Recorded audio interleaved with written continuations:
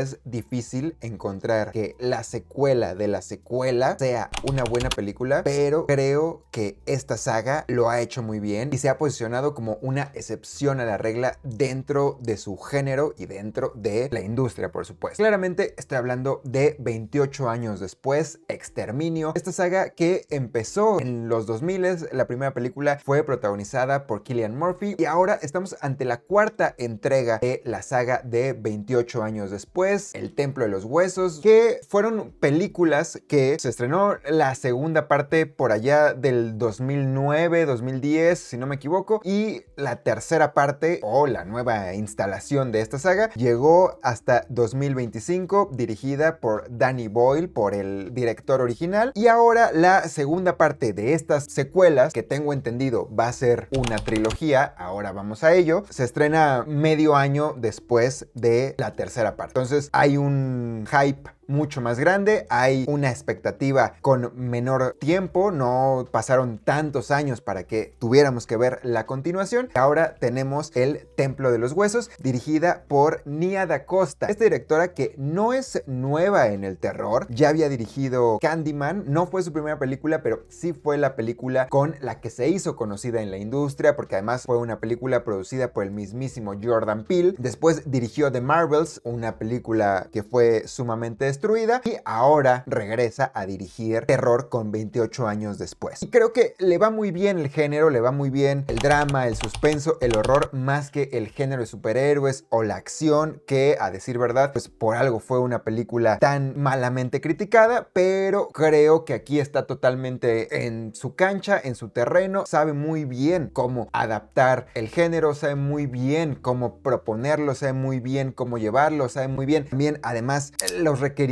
del género actuales, porque el terror ha evolucionado, no es el mismo terror del que se hacía hace 20 años con el que inició esta saga. Entonces creo que encuentra muy bien el tono actual, no solo de la saga, sino del género y de la historia, para presentar esta continuación, que es difícil verla como una película individual, es un puente entre la tercera película y la que viene, es parte de una nueva trilogía que se anunció que iba a ser así. Dependía del éxito de estas dos primeras películas, pero la verdad es que esta segunda parte se queda en un cliffhanger grandísimo que creo que no hay manera de no tener una tercera parte. Pero bueno, ¿de qué se trata esta nueva entrega de 28 años después? Esta es la continuación de la aventura de Spike con los Jimmys, a los que se encontró al final de la primera parte, que son una banda sádica que va torturando sobrevivientes de este virus. Y por otro lado, el doctor Ian Kelson, que justamente vive en este templo de huesos que ya habíamos visto en la parte anterior. Ahora le da título a la película y refuerza esta idea, además de que está haciendo experimentos con el infame alfa infectado. Y entonces tenemos esta historia de los Jimmys por un lado, historia del doctor por otro, e inevitablemente en algún momento se tienen que unir, pero obviamente lo interesante es ver cómo llegan a este punto, ¿no? Como ya decía, es una película muy bien adaptada al género, a los requerimientos del género actualmente. No es propiamente una película de terror, no es una película de zombies, es más bien un drama, es suspenso, pero también tiene toques de comedia. Estas cosas que suceden ahora con las películas de terror, que la mayoría ya son presentadas como comedia de horror, porque la audiencia ya no se cree por completo estas atmósferas o estos escenarios 100% de terror, y en lugar de que se vuelva una comedia involuntaria, le ponen elementos de comedia a propósito, lo cual creo que es un acierto para no solo hacer estos tipo comic reliefs de toda la tensión que se va generando, sino justamente para de una u otra manera complacer y sorprender también a la audiencia. Que justamente el final de la primera parte ya anunciaba que esta nueva película iba a ser tipo comedia, iba a ser absurda, iba a ser ridícula, sobre todo con esta introducción de la banda de los Jimmys, que resulta una cosa, a decir verdad, risible. Y aquí, bueno, si bien no son un aspecto de comedia, resultan o te presentan esta parte súper sádica que tienen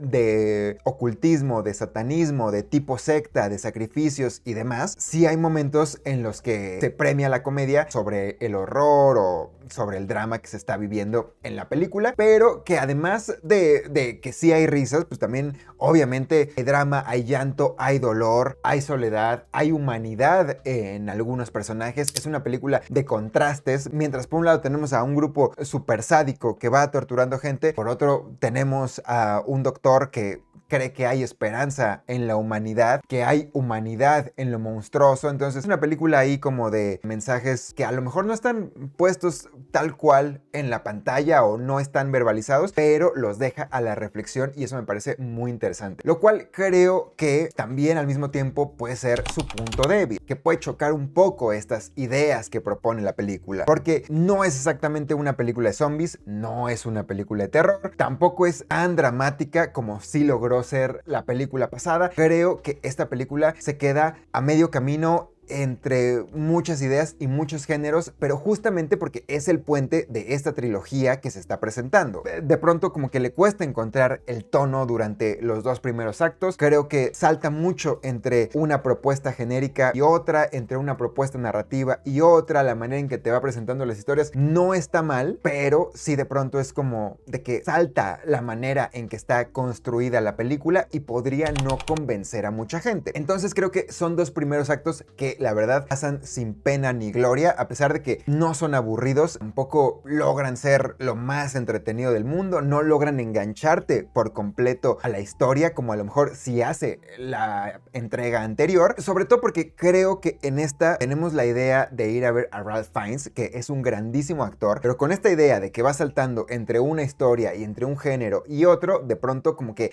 la historia y la representación de Ralph Fiennes queda en segundo plano y le van quitando espacio para contar o para ir presentándote la historia de los Jimmys. Y a pesar de que los Jimmys también lo hacen espectacularmente bien como actores, no tenemos una estrella como sí teníamos en la pasada a Aaron Taylor Johnson, que pues llamaba la atención, y si no estabas viendo a Ralph Fiennes, pues estabas viendo a Aaron Taylor Johnson. Aquí pues no pasa eso, pero habría que decir que todo se arregla o todo se consolida por completo en el tercer acto de la película. Tiene ahí una escena de comedia musical, teatral,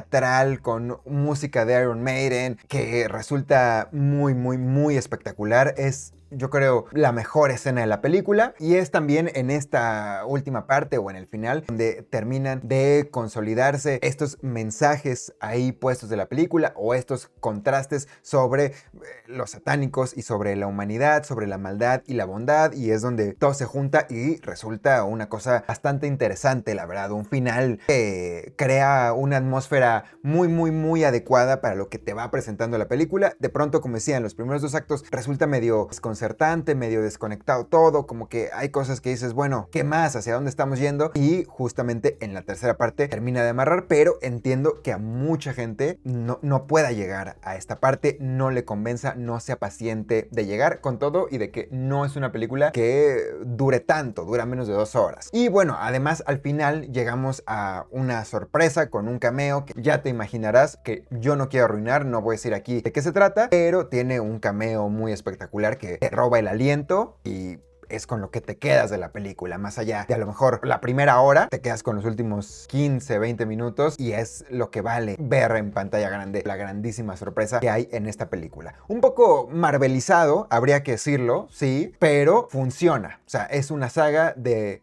4 películas que lo ha hecho bastante bien, que como decía al inicio ha sabido adecuarse, ha sabido mantener el tono, ha sabido adaptarse al género y ahora también sabe adaptarse a estas necesidades de la industria de la marvelización y de los cameos y del universo cinematográfico y de los regresos y demás. No está forzado, funciona, entonces no creo que sea algo criticable, sino todo lo contrario, es muy aplaudible y muy disfrutable de ver lo que sucede en esos últimos segundos, minutos de la pantalla. Yo me quedo con la película pasada. Esta no creo que sea mala, pero sí se siente un poco como eso, como lo que ya decía, como un puente para unir historias entre la película pasada y la que viene. Quedan historias inconclusas, quedan respuestas sin resolver, presentaban personajes que no se desarrollaron más, a pesar de que está bien construida la película y funciona. Creo que sí hay cosas que se quedan muy inconclusas y sí se siente como una segunda parte de una tercera, lo cual me lleva a algo que que también sucedió en la primera película, que creo que es una historia o es una propuesta que puede dividir opiniones. Habrá quienes les parezca una obra maestra espectacular, que definitivamente cine, y habrá quien crea que es una payasada. Y entiendo las dos partes. El Templo de los Huesos es una película a la que hay que encontrarle las proezas, hay que ir a verla con ganas de que te guste, hay que ir a verla poniendo atención, hay que ir a verla sabiendo que vas a ver algo a lo mejor medio reflexivo, y sobre todo con estas temáticas que propone, con estos contrastes humanos que propone dentro de su universo de infectados, quizá a lo mejor pueda pecar de ser demasiado profunda, yo no diría pretenciosa, pero